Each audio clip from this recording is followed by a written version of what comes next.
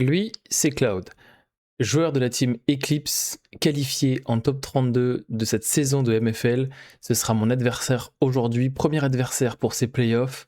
Mon adversaire a pick un jeune rouge. On va d'abord débriefer son deck, voir ce qui va se passer, en tout cas en amont de cette partie, qui fait bien. Donc du coup les amis, on se retrouve pour le débrief et l'analyse de ce top 32 des playoffs de MFL. Alors qu'est-ce qui s'est passé? Parce que la dernière fois que l'épisode de World Project a été tourné, on était je crois aux alentours de 3 victoires, 3 défaites. Malheureusement, toutes les autres games de ma saison de MFL, les fichiers ont été corrompus, je sais pas ce qui s'est passé. Donc malheureusement j'ai perdu tous mes rushs de toute ma fin de saison. Et donc malheureusement, vous aurez pas l'analyse de la saison complète malheureusement. En tout cas, ce qui s'est passé au niveau de cette saison, c'est que je termine du coup en 10 victoires, 6 défaites, ce qui fait que je me retrouve à la 3e place de la division 1. Et du coup, j'affronte Cloud de la team Eclipse, qui joue jaune-rouge. Alors, je savais qu'il allait jouer jaune-rouge, justement, parce que... Alors, je savais, j'avais estimé, en tout cas prévu qu'il jouait cette bicolorité, tout simplement parce qu'il a joué ça toute la saison de MFL. Et donc, je me suis attendu à tomber contre ce genre de deck. Malheureusement, je ne savais pas quel type de jaune-rouge mon adversaire allait pick. Ça pouvait être un jaune-rouge item, avec des actions, de la gestion, tout ça, mais ça pouvait être également un jaune-rouge joué, avec toute la base de jouer, avec Seed qui permet justement de gérer un body adverse, de prendre du lore en mettant un bon body sur le board. Donc voilà, je savais pas trop à quoi m'attendre. Et dans tous les cas, au niveau de ma préparation pour ces playoffs, tout simplement, j'ai regardé après le reste du tableau des playoffs et la suite des playoffs me donnait des adversaires qui potentiellement pourraient jouer des decks jaune vert dog. Donc je me suis dit, ok, je sais que contre jaune rouge, si jamais c'est un deck à base d'items, actions, ça risque d'être compliqué si je pars avec violet bleu anti-dog. Mais je me suis dit, si jamais tu passes la première étape top 32 et qu'ensuite tu tombes que contre des dogs, ça peut être un très très bon chemin. Donc j'ai quand même décidé de garder ma liste jaune-bleu anti-aggro, mais de rajouter quelques petites choses. De toute façon, on parlera de ma liste. On peut parler même de ma liste juste après pour vous expliquer quelques choix. Donc là, on va un petit peu débriefer sur le deck adverse et comment je me suis préparé face à ce deck-là. Donc tout simplement déjà, il faut savoir que la préparation pour les playoffs se fait un petit peu à l'aveugle, c'est-à-dire que on connaît l'arbre des playoffs, donc on sait quels adversaires on peut affronter en top 32, potentiellement en top 16, en top 8, etc. Et donc à partir de là, on peut déjà scout, voir ce que les adversaires ont joué toute la saison, et on prend ce postulat pour essayer de piquer un deck et essayer d'être le meilleur au niveau de l'estimation du field de nos adversaires pour aller le plus loin possible dans ces playoffs. Là où est toute la subtilité, c'est que nous ne connaissons pas les listes des adversaires tant que toutes les listes n'ont pas été soumises aux organisateurs. Donc du coup, personne ne connaît les listes des autres à l'avance, et surtout les bicolorités non plus. Donc j'ai décidé quand même de pick violet-bleu, et je me retrouve à découvrir cette liste-là, et je me dis, oh bordel, ça va être compliqué. Ça va être compliqué tout simplement parce que déjà de base, cette saison jaune-rouge, c'est un des decks où j'ai le plus de difficultés, et on va un petit peu énumérer là où sont les difficultés que peut trouver Blurple contre ce deck là. Et la plus grosse menace, évidemment, l'un des plus gros problèmes, c'est évidemment Tempête Violente. Nous n'avons aucune carte, aucune solution face à Tempête Violente. Nous pouvons jouer autour évidemment, mais Tempête Violente est une très très bonne carte qui permet vraiment de clean le board, de reset complètement la partie. Et l'avantage qu'a ce deck jaune-rouge, c'est évidemment la capacité de pouvoir mettre des lieux, de les booster pour pouvoir prendre du lore encore plus rapidement, mais surtout il a cet item, le journal de data, qui permet, lorsque on booste un personnage ou un lieu, de payer 1 pour pouvoir piocher une carte. Et donc du coup c'est grâce à cette carte que ce deck jaune-rouge fait de la value en termes de card advantage. Donc voilà, en sachant que dans mon deck, je ne peux pas. Je ne peux pas forcément je pourrais rentrer des personnages ou des cartes qui permettraient de gérer des items. Malheureusement, en fait, je rentrerai des cartes qui seraient fortes contre ce genre de situation, mais qui serait complètement nul contre 90% du reste du field ou de mes adversaires. Donc c'est complètement impossible de baisser en gros ma puissance et ma polyvalence en termes de cartes dans mon deck pour ajouter uniquement une ou deux cartes qui permettraient de gérer des items. Donc la seule solution que j'ai, c'est essayer de tourner autour du journal de Zaza pour essayer de faire le plus de value et justement donner le moins de possibilités à mon adversaire de pouvoir piocher. Donc quelle est l'idée derrière le deck jaune-rouge? C'est de pouvoir du coup spammer les cartes boost. Donc carte boost, nous avons Hercule qui se booste à 2 qui arrive en early. On booste également le Picsou qui est une très très bonne carte. Et surtout c'est une carte très très embêtante, hein, une 3-3 pour 2 qui à chaque fois qu'elle a une carte en dessous va gagner un de force et un de défense. C'est extrêmement fort, hein. Quand vous le boostez de 2 ou 3, ça peut monter voilà, à 5, 6, 7. Et à partir de moment, la carte n'est plus gérable. Et si jamais vous la gérez avec un libéré délivré ou dans un autre monde ou un Hades, vous allez donner beaucoup trop de ressources à votre adversaire. Et ça, c'est juste impossible. Mais de toute façon, on va reparler un petit peu du plan de jeu que j'avais réfléchi pour ce match-up-là. Ensuite, Liquidator. Hein. Liquidator, vous le connaissez, hein, la carte Outsider qui te permet vraiment de mettre un body au T1 qui est vraiment très intéressant. Une 4 de force pour gérer justement des bodies, c'est très intéressant. Les Mowgli, les Aladdin. Aladdin également une carte boost qui permet d'utiliser le journal de Zaza bien comme il faut. Là, Elisa Maza qui est une très mauvaise carte dans le match-up, en tout cas contre Blurple, parce que c'est surtout pour éviter de se faire Mickey ou Berceuse pour ne pas se prendre des sous l'océan, des trucs comme ça contre les deck dogs par exemple. Donc c'est une très très bonne tech, mais pas contre Blurple. Des cartes qui peuvent être intéressantes également. La petite Sissou qui couplée avec Berceuse justement peut venir prendre des personnages qui ont 3 de force. De plus, elle est insaisissable, donc si jamais on manque de gestion d'insaisissable, ça peut être une carte intéressante, et c'est pour ce genre de carte par exemple que j'ai rentré moi dans mon bleu-violet des encre G pour pouvoir aller chercher des insaisissables, mais c'était surtout en prévision des sharks, et si jamais il y avait des miroirs de Blurple pour les Dumbo. Là, Ariel qui permet également d'être boost, de pouvoir piocher sur le journal de Zaza, et en plus si on joue une action, de pouvoir piocher en ayant joué une action. On voit qu'en termes de chansons, pardon, pas d'action, de chansons, c'est vraiment une précision intéressante, parce que sur Cavalier Attaque, Ariel ne pioche pas malgré que Cavalier Attaque fasse piocher, mais Grand Génie du Mal ça fait piocher, La Vie d'un Pirate ça fait piocher, Tempête Violente ça fait piocher. Et même Berceuse. Donc Berceuse ça fait doublement piocher, une avec Berceuse, une avec Ariel. Donc en soi, si jamais vous avez Ariel, vous boostez, vous piochez 1 avec Zaza, plus vous jouez Berceuse, vous piochez 1 sur Berceuse, plus vous piochez 1 sur Ariel. Voilà, c'est un moteur de draw qui est vraiment très intéressant. 3 de force, 4 de défense, ça peut être aussi relou à aller chercher. Le Cavalier sans tête également, qui est une très très bonne carte, qui se couple parfaitement également avec la Berceuse, un peu comme Sissou, où là justement on va plutôt venir chercher les cartes qui ont 4 de force avec la Berceuse. Voilà. Ensuite on a Maui Shark, vous le connaissez tous, le Maui requin qui fonctionne très très bien, ça met un body insaisissable, en plus ça peut prendre des trades, ça va récupérer des actions, ça gagne du lore quand on en joue, c'est très très fort. Maléfique Dragon pour pouvoir faire de la gestion, et ensuite en termes d'action, on avait dit qu'il y avait Cavalier Attaque très très fort contre les insaisissables. Bon, ça tombe bien, moi dans mon deck je n'ai uniquement que des Elsa, donc en vrai Cavalier Attaque c'est pas non plus la carte embêtante, c'est plus Grand Génie du Mal qui peut poser problème, ça peut me gérer des monstros, des démonas, donc en soi c'est plus ce genre de cartes qui sont embêtantes. Et enfin Vide Pirate pour gagner ou temporiser en fin de partie, et Tempête Violente pour pouvoir raser le board. Donc deck très, très compliqué à tourner autour, parce qu'il y a beaucoup de choses, beaucoup d'options. Les items, on ne peut pas les gérer. Heureusement, les lieux, on a toujours le monstro qui peut faire office de petite surprise pour venir chercher ces lieux, mais bon voilà, on pourra en venir chercher peut-être 1 ou 2, mais s'il est géré instantanément par Grand Génie du Mal, Maléfique Dragon, ça risque d'être très compliqué.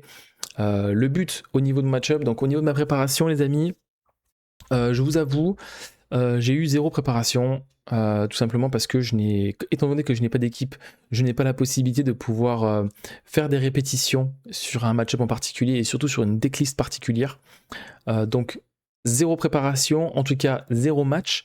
Par contre la préparation s'est fait surtout dans le plan de jeu, c'est-à-dire d'analyser vraiment les différentes lignes, surtout au niveau de mon deck, ce qui était fort, ce qui était beaucoup moins fort. Si jamais mon adversaire faisait telle ou telle sortie anticipée avec justement au mulligan, garder certaines cartes. L'idée c'était de surtout limiter la draw au niveau de mon adversaire, c'est-à-dire limiter l'effet du journal de Zaza un maximum pour mon adversaire, c'est-à-dire gérer ou en tout cas limiter la présence de personnages boost sur le board. En plus de ça, éviter de démona lorsque mon adversaire avait pas de carte en main, enfin peu de cartes en main ou pas de cartes en main, et surtout limiter au maximum l'utilisation des libérés délivrés dans un autre monde et les Hades au maximum. Pourquoi? Parce qu'il faut donner le moins de value à l'adversaire et lui donner le moins de possibilités de pouvoir faire plusieurs combos à la fois, c'est-à-dire si on donne trop d'encre, et ben il peut faire des rasboards, plus mettre des cartes boost et piocher, ou alors faire de la gestion et repiocher derrière. Voilà, l'idée c'est de toujours le limiter au maximum en encre, le limiter en termes de personnages sur le board et le limiter en termes de draw, et de toujours le laisser jouer avec 2-3 cartes, voire allez 4 cartes maximum en main. Et à partir du moment où il a où il a plus de 3 cartes, là on peut enchaîner les démonas pour pouvoir faire nous de la value et derrière faire un maximum de gestion. Je passe maintenant sur ma DL, je fais ça rapidement pour vous expliquer 2-3 choix. Donc, explication de 2-3 choix au niveau de ma decklist les amis. Donc j'ai décidé de partir sur le Blurple Anti-Dog, c'est-à-dire de pouvoir mettre des Fraîche-Neige, des Tigrous, des Belles pour des déplacements de dégâts, maximiser les hors d'atteinte, ce sont vraiment des très bonnes cartes. Et j'ai rajouté un encre G pour pouvoir justement avoir de la gestion d'insaisissable, parce que j'ai bien remarqué au niveau de ma DL que ça manquait justement de gestion d'insaisissable, et quand ça spammait un petit peu trop les génies, les Dumbo, c'était un petit peu compliqué, donc il fallait un petit peu avoir des solutions contre ce genre de cartes. Voilà, au niveau de mon plan de jeu, les amis, comme je vous expliquais, c'était surtout avoir de la présence en early game, que ce soit via les pâquerettes ou via les Rafiki. Derrière, évidemment, toucher son ramp si on le peut. Et ensuite, enchaîner avec nos T4. Nos T4, en termes de priorité, si on est sur le play, on privilégierait, si on peut, la Fraîche-Neige Tigrou. Pourquoi? Parce que justement, ça peut Tigrou gérer Picsou, c'est-à-dire le remonter. Et ça, c'est plutôt une bonne chose. Même si jamais il est boosté une fois, et ben ça permet déjà d'enlever un body 4-4 et devrait le reposer pour pouvoir le rebooster et perdre un petit peu en tempo. La Fraîche-Neige, si jamais on incline le Picsou qui n'a pas encore été boosté, qu'on peut le prendre avec un Rafiki, ça c'est juste parfait. Et après, derrière, si jamais on peut mettre Pimprenel et enchaîner pour pouvoir après faire de la gestion avec Elsa ou ensuite Démona, etc., etc., on va privilégier justement les gros body qui, eux, ne pourront pas être target par des grands génies du mal, par des berceuses, et là du coup les trades peuvent se faire beaucoup plus facilement. Donc voilà, au niveau du plan de jeu, l'idée c'est de toujours avoir des cartes de draw, que les cartes de draw soient utilisées un maximum pour faire une meilleure value, même s'il faut patienter. En fait, l'idée c'est que contre ce genre de deck, en plus, il ne faut pas non plus être trop lent, il ne faut pas non plus se précipiter non plus, c'est-à-dire qu'il va y avoir certains setups où il va falloir juste temporiser 1 ou 2 tours et laisser l'adversaire faire des erreurs. Mais de toute façon, on va partir sur l'analyse de play pour voir un petit peu ce qui s'est passé dans ce top 32. J'espère que j'ai été clair en termes de préparation au niveau de ce top 32. Et écoutez, on passe directement à la game numéro 1. Allez, c'est parti. Au niveau de la game numéro 1, voilà un petit peu ma main au mulligan. Donc j'ai vogué, Monstro, Chat, Tamatoa, Hades, Pimprenel et Let It Go. Donc je décide de garder une main curvée, c'est-à-dire mon ramp dans Pimprenel, dans Hades, et tout le reste, comme je vous ai dit, ce ne sont pas des cartes forcément qu'on veut avoir dans ce genre de match-up. Le Chat a très peu d'impact. Il peut en avoir, mais en début de partie, pas du tout. Tamatoa, Let It Go et Monstro sont inutiles. Comme je vous ai expliqué, Let It Go, c'est vraiment en termes de dernier recours qu'on va garder ce genre de cartes. Donc on est parti, au niveau du mulligan, je récupère un Chat, je récupère Rafiki, Pâquerette et Emmanuel des Castors Juniors, donc c'est parfait. Je décide d'ancrer le Chat, de jouer Rafiki et de voir ce que mon adversaire va me proposer. Il décide de partir sur Liquidator, hein, Outsider, de toute façon, vous savez qu'on peut le poser quand on est go second. Je récupère un deuxième manuel, donc je décide d'ancrer un manuel parce que justement, comme j'ai plutôt une belle curve, je vais voir ce que je vais piocher évidemment sur Voguer, ce sera un Eureka, et là je me retrouve avec une plutôt bonne main, j'ai 2 cartes de draw, manuel et Hades, et surtout Hades va forcer l'adversaire à devoir potentiellement faire un choix au tour 4, et ça c'est plutôt bien pour nous parce que c'est soit il perdra forcément une carte boost, soit il nous laisse piocher, et ça c'est ce qu'on veut. Je décide du coup d'ancrer Eureka, et en fait je veux mettre la pression directement avec la pâquerette, et ce que je veux au prochain tour potentiellement, c'est de faire partir ma pâquerette à l'aventure pour justement qu'il sacrifie son liquidator, qui un peu plus tard dans la partie peut être un petit peu embêtant si je commence à mettre des pimprenelles ou des Hades, et que je veux garder justement mes bodies sur le board. Moi l'adversaire qui ancre Mowgli, donc ça fait mes affaires parce que je sais que mon manuel sera pour l'instant en vie, et mon adversaire qui joue Balthazar Picsou.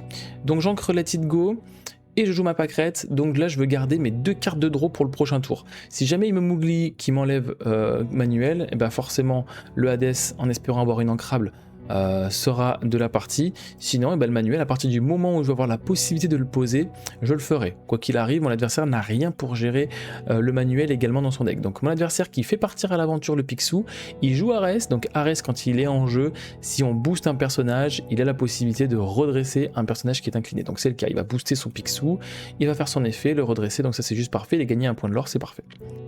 Je récupère une belle, donc effectivement la belle est plutôt peut être une bonne carte. Ça peut être une bonne carte à partir du moment où il n'y a pas de boost sur le Picsou, ça c'est plutôt pas mal. Mais là c'est pas le cas, donc j'essaie de l'ancrer, de jouer Hades et de cibler le Picsou.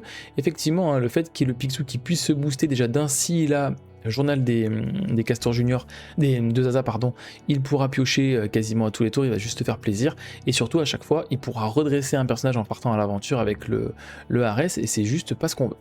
Donc mon adversaire qui décide du coup de mettre le Picsou et ce qu'il y a en boost en dessous sous le deck, et donc il se retrouve avec 0 boost sur le board. Donc là je me dis ok, je peux faire partir ma pimprenelle, en vrai ça peut forcer l'adversaire en gros. En fait, je veux forcer l'adversaire à crash en gros mes 2 bodies. Donc je vais garder ma pâquerette en jeu justement pour éviter que ce soit Picsou qui vienne la trade.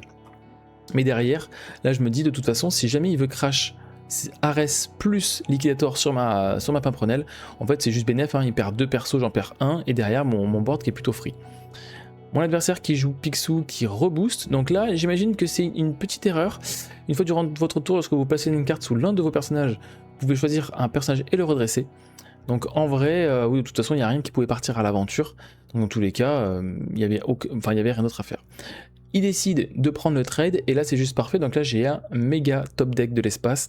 Dans tous les cas, j'avais quand même Manuel qui allait m'offrir une draw, mais Demona c'est encore mieux. Mon adversaire qui a 4 cartes en main, et donc du coup je décide d'enlever mon Manuel des Castors Junior, de faire Demona, et je récupère une deuxième Demona sur cette Demona, donc c'est juste parfait.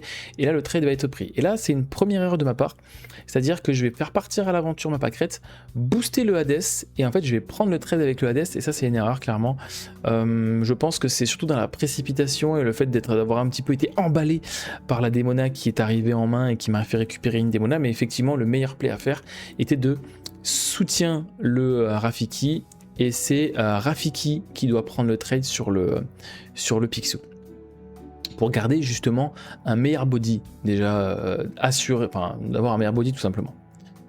Donc moi Hades qui part malheureusement en défausse, et je prends mon petit point de l'or avec Rafiki. Mon adversaire qui va jouer maintenant le journal de Zaza, mais rien de plus, et surtout info intéressante, c'est que mon adversaire n'ancre pas sur ce tour. Donc ça c'est très bien, très bonne information pour moi, et je pense justement que je vais en profiter. Donc je décide de jouer Typo, d'ancrer ma pâquerette, et là je vais faire partir à l'aventure ma pâquerette pour faire Tigrou, remonter ma pâquerette et faire partir, et du coup ancrer cette pâquerette. Et du coup je fais partir à l'aventure tout le monde. Je sais que j'ai des monaki en main, donc là c'est vraiment de l'optimisation de board, optimisation de main et optimisation d'encre grâce à ce Tigrou qui était juste parfait à ce moment de la partie. Mon adversaire qui décide de faire grand génie du mal sur la Demona, il n'ancre pas les amis, c'est-à-dire qu'il fait une draw, grand génie du mal, gère Demona et rien d'autre. Donc là je me dis ok, mais là c'est maintenant ou jamais. Mon adversaire qui décide de ne rien faire et surtout son deck décide de ne pas sortir du tout, et bien on va en profiter, hein. Mon adversaire qui a 4 cartes en main, j'ancre la baleine, je joue Démona, je récupère 3 cartes, et là je joue Voguer, il me reste encore de l'encre, mais je décide de ne pas ancrer, je garde Hades, Let It Go et Fresh Neige, donc en soi, n'importe quelle carte qui va poser, mon adversaire sera géré instantanément, que ce soit via Let It Go ou via Fresh Neige, donc c'est juste parfait. Je pars à l'aventure avec tout le monde, je passe à 10, mon adversaire qui ancre la Elisa Maza et qui ne joue à rien non plus. Donc là clairement, cette première game, c'était tout simplement une free win. Mon adversaire qui n'a pas joué, mon adversaire, son deck n'est pas sorti du tout. Donc première game remportée, on va dire qu'il y a eu un no match, hein. Clairement, le fait d'avoir pu gérer déjà un petit peu son early, avoir fait en sorte que la Pimprenelle puisse trade également Ares plus le liquidator, c'était juste parfait. Et derrière mon adversaire qui n'a même pas eu de carte boost. Je crois qu'au niveau de sa main, avant la draw, c'était double tempête et double cavalier sans tête. Donc parfait pour moi. Première game 1-0 et on passe à la deuxième. Allez, on est parti cette deuxième partie les amis. Cette fois au mulligan, je me retrouve avec Voguer et Pimprenelle que je garde en main. J'avais également Tamatoa dans un autre monde, Libéré, Délivré, Tigrou et la deuxième étoile sur la droite. Donc je décide de ne pas garder Tigrou parce que en vrai, en fait si j'ai le choix entre Pimprenelle ou Tigrou, je vais privilégier justement Pimprenelle pour son effet de ward et surtout pour son body qui est beaucoup plus important. Parce que si je viens à prendre un trade sur une 3-3 par exemple, je peux potentiellement enchaîner avec une belle pour pouvoir faire des déplacements de dégâts et gérer autre chose que Tigrou ne peut pas faire. Donc je décide de récupérer cette Pimprenelle à la place de ce Tigrou. Le reste de ma main, je récupère un chat, une Elsa, Rafiki, Eureka et une deuxième Pimprenelle. Donc en vrai, j'ai une main sans pioche, mais j'ai une très très bonne main qui me permet d'avoir une bonne présence bien lourde sur le board. Mon adversaire qui ancre Elisa Maza et qui joue un Hercule.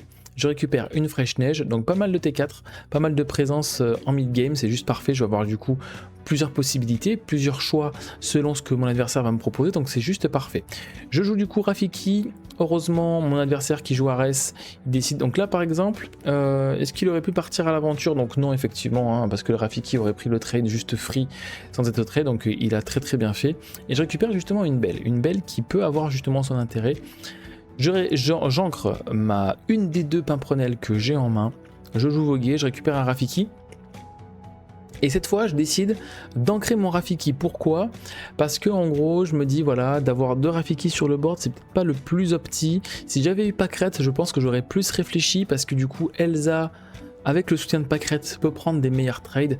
Là, clairement, le Rafiki, voilà, 0-0-3 qui peut taper à 3. Ça peut être intéressant, mais surtout, je préfère garder une ancrable comme Rafiki qui me permet d'avancer dans mes ressources et dans mon plan de jeu. Et je veux en fait garder mes options, que ce soit Belle, que ce soit Eureka. Voilà, je veux avoir des options. Et aussi, je me dis, voilà, si jamais je top deck une non ancrable, en fait, ça m'embête de devoir ancrer Eureka ou Belle. J'aurais vraiment aimé garder ce genre de carte pour après, pour avoir plus d'options. Mon adversaire qui décide du coup de partir à l'aventure, donc je comprends qu'il veut le booster, qu'il veut booster un personnage, il décide de booster le Picsou et faire l'effet du Ares pour pouvoir redresser le Hercule. Donc au niveau de son plan de jeu, il applique exactement les mêmes lignes de play que sur la game numéro 1. Donc pour l'instant, pas de choses un petit peu spicy qui sortent un petit peu de l'ordinaire. Donc il applique vraiment son plan de jeu de façon vraiment robotique. Je récupère une Démona sur ma draw, donc là ça m'ouvre complètement les champs des possibilités, c'est juste parfait. Donc malheureusement là le Rafiki ne peut plus prendre le trade sur le Picsou si jamais je fais Fresh Neige. Donc je décide quand même de faire Fresh Neige, d'enlever ce Ares et de prendre le trade avec mon Rafiki. Là en vrai je pense que c'est une erreur de ma part encore une fois. Je pense que le meilleur play aurait été de prendre du coup le Hercule qui n'avait pas de force, mais il me semble qu'à ce moment de la partie j'étais pas concentré sur quel personnage avait reçu un boost, et du coup dans ma tête je pensais que Hercule était boosté, et donc du coup que Hercule était une 3-3, et donc à choisir j'ai préféré justement enlever ce Ares qui permettait à mon adversaire de toujours réincliner un personnage et d'être toujours un petit peu en galère. Mon adversaire qui ancre Aladdin, qui booste les 2 personnages et qui ne fait malheureusement rien de plus. Il ne décide de même pas partir à l'aventure. Donc ça fait nos affaires. Autre chose, je vais du coup... Alors là, au niveau de ma main, du coup, je vais décider de faire ancrer Belle, de jouer Eureka. Voilà. Donc là, ce que je veux, c'est avoir une présence importante sur le board, de ne pas... En fait, de ne pas donner de possibilité à mon adversaire de penser qu'il peut partir à l'aventure en étant safe. Le fait de mettre une 5-5, c'est très très bien pour moi. Et surtout, j'ancre Belle. Donc du coup, je donne une info à mon adversaire que, ok, j'ancre une carte qui va me faire des déplacements de dégâts. Donc, potentiellement, mon adversaire qui va être un peu moins attentif, qui ne va pas se douter que j'en ai une deuxième en main. Mon adversaire qui joue le journal de Zaza, et là justement, il va se faire plaisir en faisant boost Picsou pour pouvoir piocher une carte. Je récupère un typo, j'ancre typo. Et là, je décide un petit peu à, comment dire, à contre-courant de ce qu'on pourrait penser. On pourrait être tenté de jouer Démona dans ce setup-là. Et malheureusement, en jouant Démona, ça forcerait en fait mes 2 bodies à venir se cracher sur Picsou. Et en vrai, c'est pas ça que je veux faire. Là, à ce moment de la partie, je veux forcer mon adversaire à faire des erreurs. Mon adversaire a 3 cartes en main, il a que Picsou et que Hercule. Et donc, je me dis, ok, j'ai envie de forcer mon oppo à faire des bêtises. Et donc du coup je décide de faire Elsa et d'incliner Hercule, et je veux prendre le trade avec Hercule pour que derrière mettre des dégâts sur ma Fraîche Neige. Et donc avant de terminer mon tour, je vais décider de faire partir à l'aventure mon Eureka, et c'est là que je vais forcer mon adversaire à potentiellement lui proposer de faire une erreur, parce que là ce que je veux absolument avec les cartes que j'ai en main, c'est que là je peux temporiser ma Démona. Je suis pas vraiment pressé de la jouer à ce moment-là de la partie, parce que je sais que mon adversaire lui va en vouloir profiter de son Picsou et de son journal pour pouvoir piocher un maximum, potentiellement même avec d'autres cartes boost qui vont arriver. Et donc le fait de faire partir à l'aventure ce Eureka, c'est que je veux forcer le Picsou à venir prendre le trade pour derrière faire Belle dans déplacement de dégâts de Fraîche Neige sur le Picsou et gérer le Picsou en faisant de la value. Donc c'est juste parfait pour moi. On va voir si mon adversaire va tomber dans ce piège là. Mon adversaire qui joue un deuxième Picsou qui va boost. Il va piocher avec les 2 d'ailleurs, il me semble. Voilà, il va piocher un maximum avec les 2. Et derrière, voilà, mon adversaire qui tombe un petit peu dans mon piège entre grands guillemets, parce que derrière, je vais pouvoir en profiter, parce que je vais Belle ma Fraîche Neige pour enlever le gros Picsou, parce qu'effectivement, hein, c'est vrai que plus le Picsou est boosté, et plus c'est compliqué après de le gérer, et surtout comme je vous ai dit, on ne veut surtout pas le gérer avec un Hades ou un Let It Go pour donner le moins de ressources possible à l'adversaire. Je joue une pâquerette justement pour pouvoir gérer au prochain tour ce Picsou potentiellement. Je décide quand même de partir à l'aventure et de forcer mon oppo à venir chercher cette Fraîche Neige. Donc ça joue cavalier attaque sur ma Elsa, derrière Ares. Et là je pense que c'est une erreur en vrai de la part de mon adversaire, parce qu'il décide de ne pas partir à l'aventure avec le Picsou, et je pense que c'est un oubli ou une... Voilà, une erreur de mon adversaire, en tout cas une petite faute, c'est qu'il aurait dû partir à l'aventure s'il ne souhaitait pas faire de trade, en tout cas avec le Picsou, pour que derrière le Ares puisse faire l'effet et réincliner. Il aurait gagné un petit point de l'or. C'est pas négligeable, mais ça peut faire la différence en fin de partie. Donc mon adversaire qui fait l'effet du Ares pour pouvoir piocher, et là je vois que mon adversaire a 4 cartes en main, et donc c'est juste parfait. Donc là j'ai plusieurs possibilités, encore une fois. J'ai la possibilité de faire Tigrou dans Picsou et de donner malheureusement 2 cartes en plus à mon adversaire, mais je décide effectivement de ne pas le faire, parce que heureusement que la pâquerette était tombée au tour d'avant.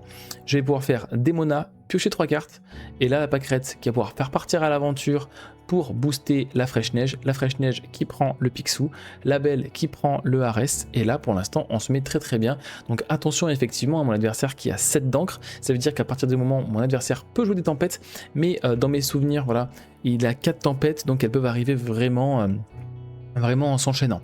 Je récupère Chat, je récupère Manuel, je récupère Baleine, et là je me dis ok, on commence à rentrer en late game, et donc là où il faut que je fasse attention, c'est à l'enchaînement de lieux que pourrait jouer mon adversaire si il fait des tempêtes et qu'il enchaîne les lieux derrière. Donc la baleine, il faut absolument que je la garde en main. À aucun moment, il faut que j'ancre cette baleine. Mon adversaire qui joue Ares et justement qui décide de faire une tempête violente pour enlever tout le board. C'est effectivement bien joué, je pense que c'était vraiment le meilleur move à faire. Là, je me retrouve avec chat, chat manuel. Donc écoutez, on va en profiter pour piocher un maximum de cartes. Il me reste 4 d'encre. Je vais en créer un chat. Je vais jouer Eureka. C'est un body 5-5 qui l'aura 2, qui ne peut pas être géré par Maléfique Dragon, qui ne peut pas être géré par Grand Génie du Mal. Donc en vrai, c'est une excellente carte après une tempête violente. Mon adversaire qui va jouer un Shark. Et là, je me retrouve justement avec aucune carte qui peut gérer ce Shark. Ça peut être embêtant. À la limite, si je joue Hades et que je le force à me faire piocher, on va essayer de trouver une solution. Je cible le Shark en jouant le Hades. Le Hades qui me fait toucher voguer plus pâquerette, il me reste 3 d'encre. Donc je décide de voguer et là je récupère mon libéré délivré que je vais pouvoir chanter avec Eureka pour gérer ce Shark. Et en plus de ça, il me reste une encre de dispo. Et ben écoutez, on va en profiter, mettre un body en plus pour justement forcer encore une fois mon adversaire à dépenser une tempête potentielle. Et si mon adversaire n'a pas de tempête, et ben on fera un maximum de l'or au prochain tour. Mon adversaire qui joue Picsou, qui va booster, qui va faire le journal de Zaza. Donc encore une fois, voilà, le but c'est d'essayer de faire en sorte de laisser le moins de possibilités à mon adversaire de pouvoir avoir des cartes boost. Et là, mon adversaire qui fait un super move, qui fait berceuse sur Hades, et petite Sissou qui vient chercher mon Hades. C'était très très bien de jouer de sa part, effectivement. C'était de toute façon la meilleure carte à venir gérer avec la petite Sissou. Donc je récupère dans un autre monde, donc ça me fait une gestion en plus si jamais il y a des cartes qui sont inclinées. Mais c'est pas non plus la carte de fou, surtout qu'en plus le Picsou a des boosts sur lui. J'ai pas envie de donner des ressources à mon adversaire. Bon, ça reste une belle option. On verra un petit peu comment ça va se passer. Je décide de incliner ce Picsou pour pouvoir aller le chercher. Je vais booster ma pâquerette pour justement booster la Elsa et venir le prendre. Le Picsou qui était boosté que de 1 et donc je prends que 4 dégâts. Et donc là je force mon adversaire à potentiellement venir prendre le trade avec sa Sissou. Et en vrai il aura perdu sa Sissou et moi derrière mon Eureka qui va prendre 2 points de l'or. Et donc encore une fois on continue de grappiller. Ça joue Ariel, ça va boost la Ariel, effet du journal de Zaza pour piocher une carte. Derrière, ça touche Cavalier Attaque qui va gérer ma Elsa, pardon, et la Sissou qui maintenant n'a plus peur de partir à l'aventure. Et surtout, je n'ai plus aucun body qui a des dégâts sur lui, donc le chat ne pourra pas faire son effet. Je récupère un Hades sur ma draw. Encore une fois, la baleine, on va absolument la garder. De toute façon, à partir du moment où on a 7 ou 8 d'encre, ça sert plus à rien vraiment d'ancrer parce que ça va nous enlever un petit peu tout simplement des cartes en main, des solutions. Et on veut toujours avoir des cartes en main, on ne veut jamais être au top deck 1 évidemment avec Blurple. Et surtout contre ce genre de match-up, on veut toujours avoir des solutions. Le Hades qui arrive sur la Ariel, mais de toute façon ça je n'ai pas le choix que de prendre cette Ariel là et de donner des ressources à mon adversaire. Mais en vrai, on prend encore une fois des points de l'or, on monte à 12 et on va forcer notre adversaire à faire une seconde tempête. Et là, mon adversaire qui a 4 d'encre disponibles, qui va pouvoir mettre un lieu. Alors là, malheureusement, in-game, mon adversaire a boosté, mais je ne sais pas pourquoi sur le replay, je n'ai pas pu booster le lieu. Donc écoutez, imaginez que c'est un lieu qui est une carte avec 5 de défense, pardon. Et justement, on a gardé cette baleine depuis au moins 4 tours, justement pour ce genre de move de l'adversaire, donc c'est juste parfait. On enlève le lieu qui lui aurait permis de prendre beaucoup de l'or, et en plus qui lui aurait permis de piocher avec le journal, donc ça c'est juste parfait. Mon adversaire malheureusement qui n'a pas de solution à ma baleine, qui va jouer juste une petite Sissou alors qu'il a 9 d'encre disponible, ben moi je vais en profiter, hein. Jouer Hades, cibler Sissou, derrière mon adversaire ne veut pas me donner de carte en main et il a bien raison, et moi bah écoutez je suis monté à 14, et on va continuer de grappiller. Mon adversaire qui joue Cavalier Attaque plus Ares, il a vraiment aucune solution face à mon board, et moi je vais continuer, Pimprenel, dont je prends du lore, et là je force mon adversaire à prendre des trades. De toute façon le monstro, il faudra qu'il crache ses 2 bodies pour pouvoir aller me le prendre. Il pourra même pas le prendre, hein, parce que 4 et 3, 7, ça prend même pas ma baleine qui est à 8. Mais mon adversaire qui fait la vie d'un pirate, donc il va temporiser juste un tour. Le cavalier attaque qui va prendre mon Hades, derrière le Ares qui met juste des dégâts sur ma baleine. Derrière je récupère un Let It Go, un typo. Là en vrai je pense que j'aurais pu jouer typo en vrai. Ouais, je pense que c'était même... ouais, je pense que... Ou alors peut-être que je voulais le garder au cas où il y avait tempête. Ouais, je crois que c'est ça, parce que j'avais l'étal sur le board, donc l'obliger à trouver une solution. mais derrière je m'étais dit si jamais il fait une tempête et que je top deck encore, enfin que je récupère une carte non personnage, j'ai envie de poser un typo après une tempête pour le reforcer à avoir une gestion. Mon adversaire qui va faire Hercule dans boost, dans draw, et au niveau de la draw malheureusement, enfin si, il va toucher Grand Génie du Mal, voilà, il va toucher Grand Génie du Mal sur le monstro, et derrière eh ben, je récupère une très très bonne carte qui est Encre G qui est joué, qui me fait me toucher Manuel qui est joué, que je ne vais d'ailleurs même pas utiliser parce que j'ai 5 d'encre, et en gros là je veux faire libérer délivrer sur le Hercule pour empêcher mon adversaire d'avoir encore une fois une carte boost et de piocher. Là quand on arrive en fin de partie, si on peut le gérer, c'est beaucoup mieux parce que voilà, il faut que je grappille mes derniers points de l'or et donner le moins de possibilités à mon adversaire. Du coup je fais let it go sur le Hercule, je donne quand même des ressources mais c'est pas très très grave. Le lapin prunelle qui part à l'aventure et mon adversaire qui ne touche pas de solution, et je remporte cette deuxième game et on passe à la game 3. Donc on est parti maintenant sur la game numéro 3 et je vous avoue qu'à ce moment là du BO5 je me dis ok bah, c'est une game vraiment, c'est un BO vraiment étrange, je m'étais attendu vraiment à ce que ce soit beaucoup plus dur, pas parce que mon adversaire joue mal effectivement, mais c'est plutôt les sorties qui sont vraiment très bizarres de la part de mon adversaire. Je pense vraiment que son deck n'est pas sorti comme il le voulait, parce que vraiment, sans vous mentir, je pensais vraiment que ça allait se terminer dans un truc style 3-0 pour mon oppo, et là de se retrouver en 2 victoires à 0 dans un BO5 où maintenant si jamais je perds mes games je serai sur le play à chaque fois, donc j'aurai la tempo sur mes Elsa, j'aurai la tempo sur mes Démona, donc beaucoup de choses qui sont plutôt positives pour moi. Et ben écoutez, on se retrouve plutôt pas mal. Donc sur cette troisième partie les amis, on va essayer d'aller au bout en faisant un petit peu un clean sheet sur ce BO. Je récupère 2 Rafiki, je récupère un Eureka, un Vogué, une Pâquerette, une Elsa et un Tigrou, et donc je décide d'avoir encore une fois une main curvée, c'est-à-dire Vogué dans Pâquerette, dans Tigrou, dans Eureka. En vrai j'aurais pu garder la Elsa en backup, mais je m'étais dit il faut que je me trouve des cartes de draw, que ce soit Manuel, Hades, Démona, et donc il faut que j'enlève une carte en plus au mulligan pour essayer d'aller chercher ce genre de carte. Je récupère dans un autre monde Chat et Eureka, bon c'est pas des cartes qu'on a envie d'avoir, et je récupère en plus un 3ème Eureka sur ma draw. Mon adversaire qui a joué une berceuse et qui n'a pas touché de T1, donc en termes de T1 sur le play, il a uniquement Hercule, il me semble qu'il en joue 3, si je dis pas de bêtises. Faudrait revoir la decklist, bon, il en joue peut-être 4, mais il me semble que dans ma tête, de mes souvenirs qu'il en jouait 3. Bref, en tout cas j'ancre dans un autre monde. Donc j'ancre dans un autre monde justement parce que je veux garder un maximum de cartes en main et j'ai pas envie qu'il me m'oublie, qu'il m'enlève ma seule action de la main, en sachant que je n'ai pas vogué.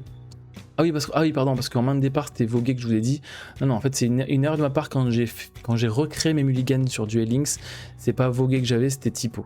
Donc c'est pour ça que j'ai ancré dans un autre monde, parce que j'avais pas d'autre action à protéger pour le mougli. Et donc je suis plutôt safe sur ce point là. Je joue quand même un Pâquerette, mon adversaire qui ancre l'Ariel et qui joue un Picsou, et je récupère ma première carte de draw au niveau de cette game numéro 3, donc ça c'est juste parfait. J'ancre Chat, je joue Typo, j'ancre un Eureka, de toute façon d'en avoir 3 ça m'est complètement inutile. Et surtout là la carte qui va m'intéresser pour le prochain tour, c'est surtout ce Tigrou qui va être intéressant. Et là encore une fois mon adversaire qui va jouer le Ares pour la 3ème fois, qui va faire Picsou, Aventure, et derrière booster pour pouvoir le redresser. Donc 3 games, 3 sorties quasi similaires. Voilà, j'imagine que c'est ce que le deck veut faire. Je récupère une Pâquerette que je vais ancrer, et là je vais profiter justement du Tigrou pour renvoyer le Picsou malgré qu'il ait une carte en dessous.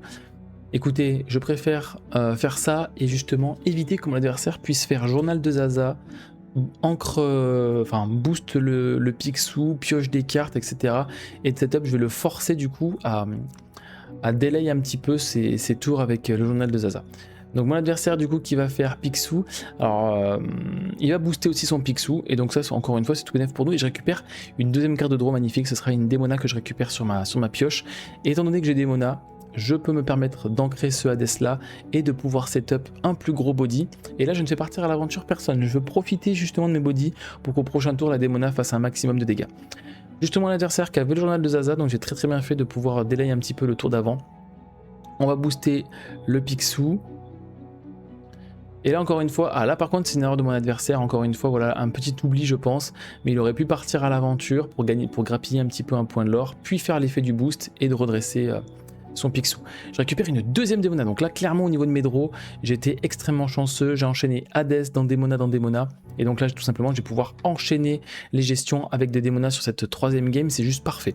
Donc ça incline tout le monde, derrière la pâquerette qui va venir booster le Tigrou qui va prendre le trade sur le Picsou, derrière Eureka prend le trade sur le Ares et le petit Tipo qui va faire son petit point de l'or, c'est juste parfait au niveau du séquençage de la game pour le moment. La Sissou qui arrive, qui va prendre le Tipo, donc clairement c'est pas du tout le genre de tour qu'on a envie d'avoir. Par contre le grand génie du mal est une très bonne carte pour venir chercher cette Démona et m'empêcher de pouvoir faire du lore.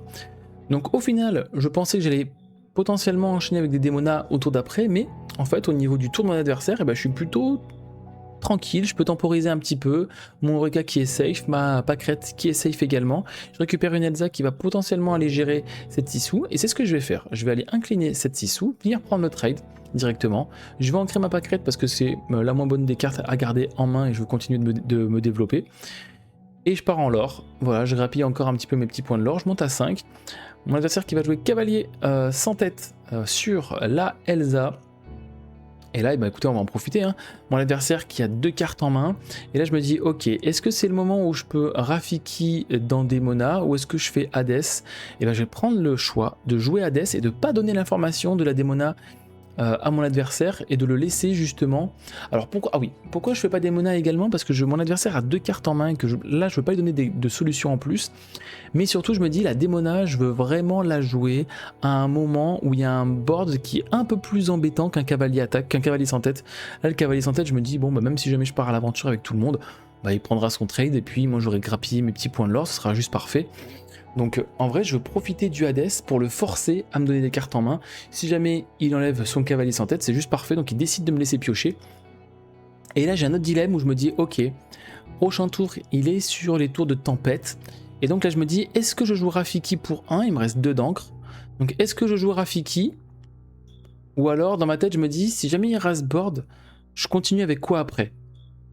Et en fait je me dis mais attends mais en fait si jamais tu ancres Rafiki, il te reste Eureka, Pimprenel. Derrière, si tu top deck une ancrable, si jamais il te fait tempête, tu peux enchaîner avec double ward killer pour 3. Et je me dis en fait c'est un meilleur plan que de faire juste Rafiki, rajouter un petit point de lore et un body un petit peu inutile. Donc malgré le fait qu'il me reste 2 d'encre, je décide d'ancrer Rafiki en prévision d'une ancrable pour qu'au prochain tour je puisse enchaîner Eureka, Pimprenel. Je pars à l'aventure et là c'est à mon adversaire de me dire s'il a tempête ou non. Et il a pas tempête. Donc là je me dis ok.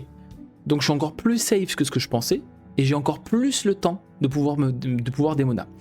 Donc mon adversaire qui va faire Aladdin, qui va piocher grâce à l'effet boost du Aladdin, mon adversaire qui va ancrer cavalier attaque, et il va prendre le trade sur le Eureka. Donc là je suis plutôt ok.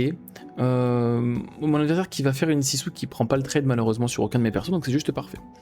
Je récupère une ancrable, et là je me dis bah c'est juste safe quoi, mon adversaire qui a qu'une seule carte en main, je pense que peut-être il pense que j'ai Démona et qu'il joue justement autour de Démona, moi je vais en profiter, hein, mon adversaire qui a qu'une carte, let's go, j'ancre libéré délivré, je joue pâquerette, je joue Pimprenel, je joue Eureka, et derrière, écoute, je me dis je vais forcer mon adversaire à venir prendre des trades, et moi je vais continuer à grappiller. C'est vraiment important de grappiller le maximum de points de l'or en plus contre ce genre de deck qui peuvent remonter très vite, et donc si on peut se mettre dans des situations où il faut le forcer à ce qu'il trouve justement des cartes de gestion, c'est juste parfait.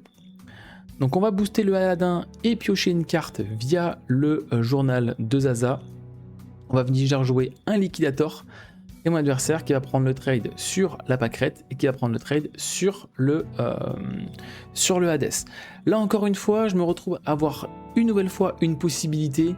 Je me dis, en fait, je vais juste temporiser encore une fois et le forcer à jouer des tempêtes et le forcer.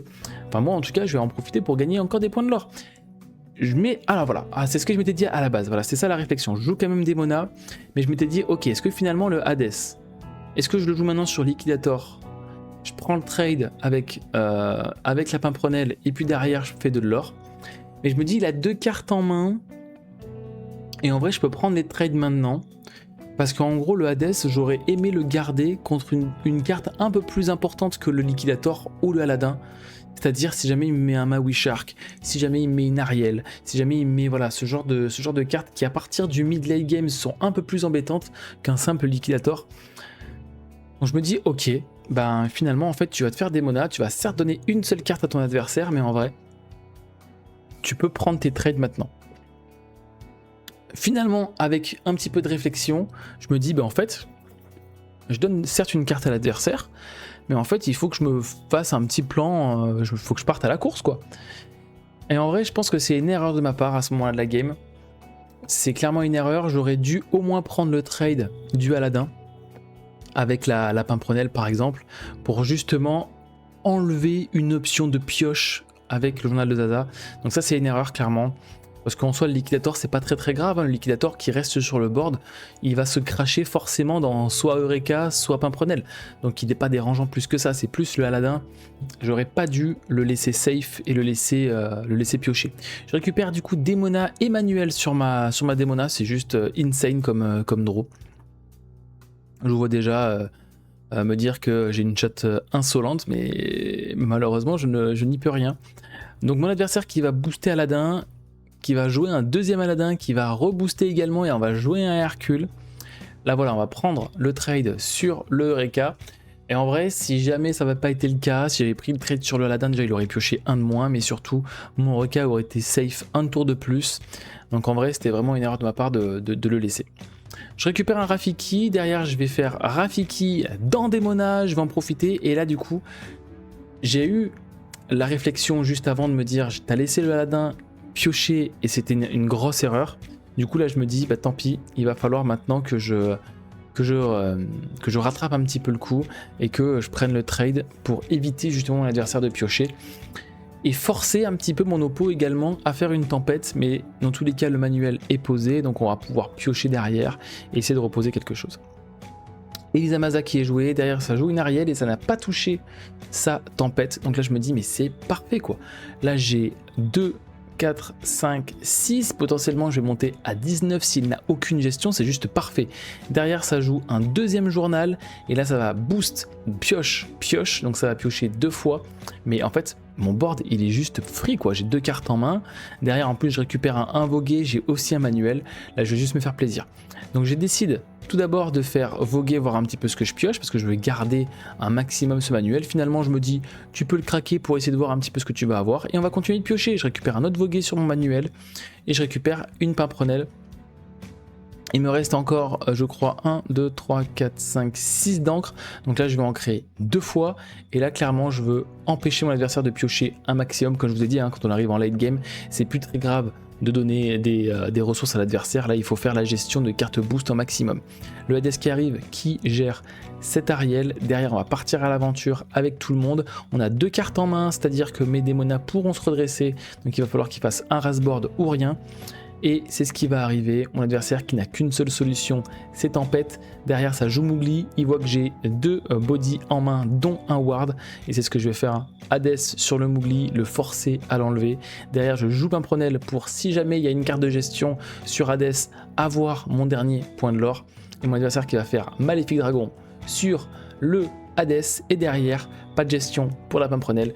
Et c'est la win les amis, voici comment la game de top 32 s'est déroulée avec une victoire 3-0. Très grosse victoire qui donne une confiance énorme. En ayant discuté après avec mon adversaire de la team Eclipse, il m'a confié qu'il s'était entraîné avec sa team pendant 2 jours et qu'il n'avait pas perdu une seule game de tout son training. Donc que ce soit de mon côté ou du sien, il était très confiant, enfin on était confiants tous les deux à la base de l'issue qu'aurait dû prendre ce BO et j'ai réussi grâce à la fois des le deck de l'adversaire qui n'a pas tourné comme il faut, à la fois en incitant mon adversaire à aller à le pousser à faire des erreurs qui n'en sont pas en soi, mais en tout cas des pièges que je lui tends, et moi à temporiser un petit peu certains de mes choix, et surtout évidemment après des très belles pioches également, j'ai pu prendre l'ascendant sur cette game et donc du coup remporter la partie les amis. Du coup qualifié en top 16, et pas n'importe quel top 16 parce que je vais affronter en top 16 Komina qui a piqué lui un deck bleu-rouge. J'avais prévu qu'il pique jaune-vert parce qu'il a joué beaucoup ça cette saison. Finalement c'est rouge-bleu qui a été pique de son côté. Écoutez, on verra bien. Pareil au niveau du plan de jeu, je connais le plan de jeu du bleu-rouge, donc à moi de jouer autour de certaines outs, et surtout, voilà, hein, le deck bleu-rouge, c'est une deck, je dirais pas que c'est un deck de sortie, mais s'il arrive lui à enchaîner ses Lilo, ses Olaf, ça peut être compliqué, mais j'ai des solutions contre son deck, donc à moi de bien jouer dans ce top 16 et continuer d'avancer et de toujours espérer, de rêver, de pouvoir remporter à nouveau cette Mulligan French League. En tout cas, vous aurez évidemment les replays et les analyses des games qui seront disponibles sur cette chaîne là, donc si jamais vous avez aimé cette vidéo, n'oubliez pas de la liker, de la commenter, ça me fait toujours plaisir et ça fait grandir la chaîne. On est bientôt à 750, j'espère voilà, atteindre les 1000 au bout d'un moment, hein. Oh, j'espère aller au fond de moi d'ici la fin de l'année, ce serait beau. Donc merci à vous tous qui prenez le temps de vous abonner, c'est gratuit pour vous et moi ça m'aide énormément. Donc merci à tous ceux qui le feront. Je vous souhaite à tous et à toutes une bonne soirée, une bonne journée et on se dit à la prochaine. Bye tout le monde.